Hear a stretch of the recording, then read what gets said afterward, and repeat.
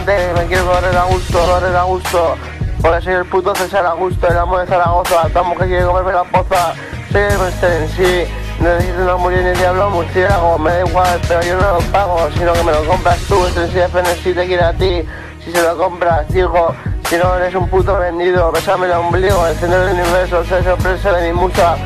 Bueno, es el puto amo, simplemente contigo hago una colabo, es el puto amo, también como yo te dejo el puto amo de poder ser el puto amo y no lo puedo decir de la forma porque lo eres. Es incalculablemente bueno, frenético, clásico, modélico, fantástico. A los platos está mi DJ Santa, el puto jefe también del meollo.